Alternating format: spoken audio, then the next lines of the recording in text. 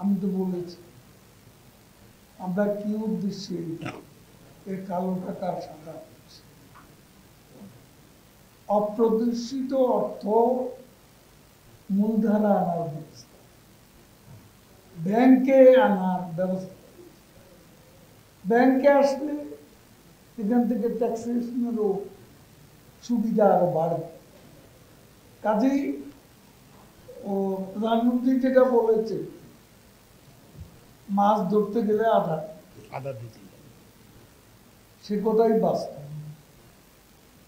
এখন সিপিডি কি বললো, টিআইবি কি বললো, সুজন কি বললো, এসব নিয়ে আমাদের কোনো মাথা ব্যথা নেই। ওরা সবাই বিএনপি সুরে সুর মিলিয়ে কথা বলে, কথার সাথে যাদের বাস্তবে কর্মকাণ্ডের কোনো মিল নেই।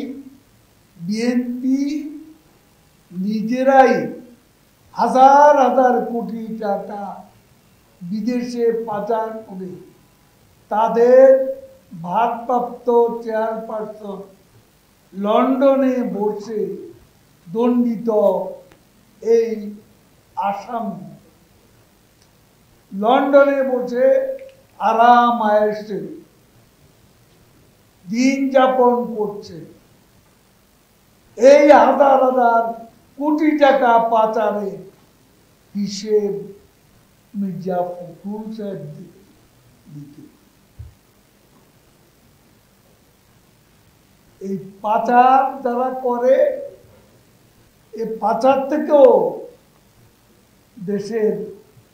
দেশকে রক্ষা করার জন্য পাচারে যে অর্থ সবার অজান্তে চলে যায়, এই অর্থ যখন এই ব্যবস্থা করা হচ্ছে তখন সেই অর্থ মূলধারা ব্যাংকে ফিরে আসবে বলে আমরা মনে করি।